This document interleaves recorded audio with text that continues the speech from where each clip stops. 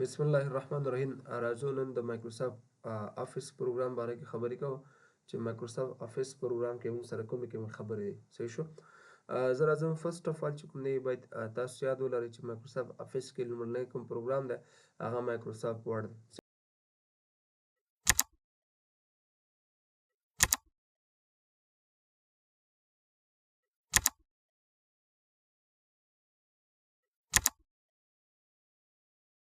صحیح شو.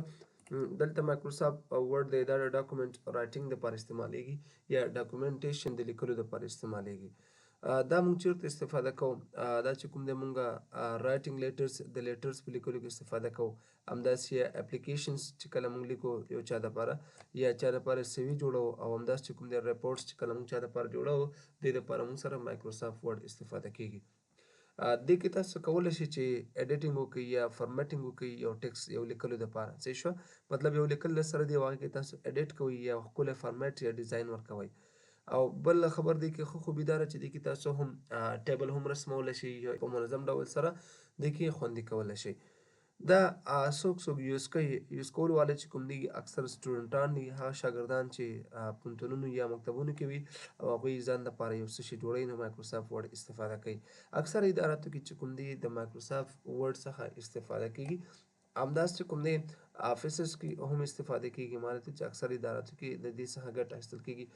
بزنس کاروبارونو کې دې لپاره استفاده کیږي. ګورنمنټ سټاف هم دې استفاده کوي، مطلب دولتي کارمندان دا هم استعمالوي.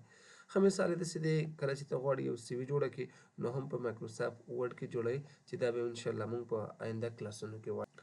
تاسو به څنګه کولی شئ چې مایکروسافټ ورډ خلاص کړئ؟ سرچ ته به راشئ او دلته به ولیکئ چې ورډ پروګرام او دا به دې ځای نه انټر کړئ. چې کله انټر کړل دا کوم پروګرام چې تاسو سره راځي دې ته مایکروسافټ ورډ پروګرام ویل کېږي. دا هماغه پروګرام د کوم په باره کې چې اوس موږ خبرې وکړې. دویمه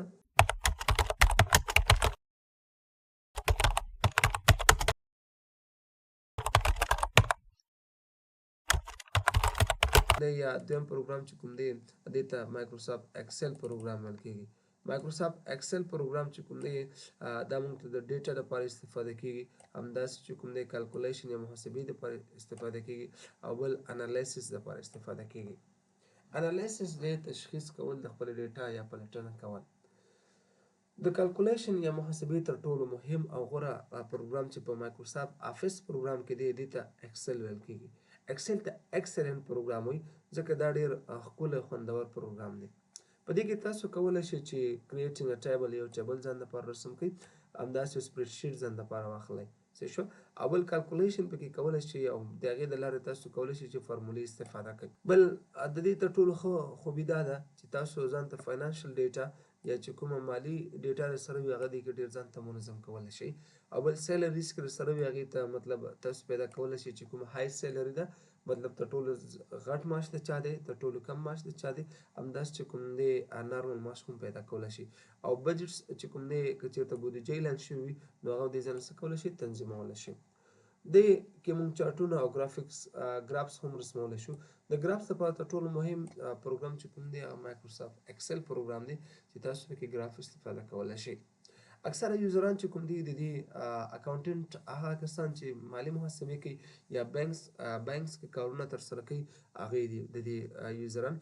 بزنس کاروباریان دي چې خپل کاروبار دپاره یو ورکوټ سیسټم جوړوي. ډیټا انالیسس والا چې دي هغه کسان چې ډیټا تشخیص کوي یا ډیټا انالیسس کوي هغې دې دپاره ښه استعمالیږي. تر ټولو ښه مثال یې څه دی چې تاسو کولی شئ چې یو منتلي ایکسپنسز یا میاشتني مصارفو سیسټم ځان دپاره جوړ کړئ چې څومره مصرف تاسو کړی دی، څه شی راوړی دی او ټوټل څومره کېږي. صحیح شوه. بل مثال یې چې امپلای سیلري شیټ ځان دپاره جوړ کړئ، مطلب د یو دفتر د کارمندانو د تنخوا شیټ جوړوئ هغې دپاره هماغه تنخوا رسوئ. زه راځم پوښتنه دا ده چې ایکسل پروګرام څنګه اوپن کېږي. ما سره خو یو دلته په سکرین باندې پروت دی، ډبل کلیک پې کوم دې ځای نه راسره خلاصېږي. دا ګوره اوس اوپن کوم. که چېرې تاسو سره په سکرین باندې نه وي سرچ ته به راشئ، سرچ کې به څه شی ولیکئ ایکسل به ولیکئ او دا به دې ځای نه انټر ووهئ. چې کله انټر کوو انټر د لارې تاسو سره چې پروګرام راځي دا بلینک ډاکومنټ به دې ځای نه والئ.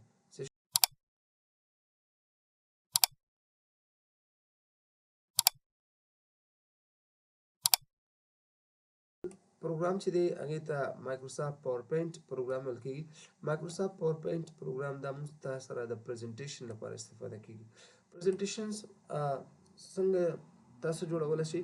دا کریټینګ سلایډز پریزنټیشنز مطلب د سلایډونو جوړول ته پریزنټیشنز ویل کېږي. مایکروسافټ پاور پوینټ پروګرام کې کله چې ته غواړې یو چېرته پریزنټیشن وړاندې کړي یا چېرته پریزنټیشن مخ ته یوسې، نو د هغې د لارې تاسو کولی شئ چې مایکروسافټ پاور پوینټ پروګرام استفاده کړئ. دا اکثره چې هغه کسان چې ټیچینګ کوي هغوی ډېر استفاده کوي، او هغه کسان چې ټریننګ خلکو ته ورکوي، مطلب نور ټریننګونه ورکوي د شپې د خوا نه یا مخکې د ځان د پریزنټیشنز تیار کړي او هغه پریزنټیشنز باید تشریح کوي. او هغه کسان چې میټینګز لري هغوی هم څه کولی شي، میټینګونه لري د نورو کسانو ته پریزنټیشن تیار کړي په هغې باندې خبرې کوي. دې کې تاسو کولی شئ چې امیجز تصویران ایډ کړئ، چارټس ایډ کړئ، انیمیشن ایډ کړئ، او اکثره چې دی دا کامن یوزر ټیچران دي، شاګردان دي او مینیجرز دا استفاده کوي. بزنس پریزنټیشن یا کلاس روم پریزنټیشنز. په نن ویډیو کې همدا 3 تشریح شو. راتلونکي ویډیو کې به انشاءالله 3 نور پروګرامونه یا 4 پروګرامونه نور هم تشریح کوو. تر بیا هم خدای په امان.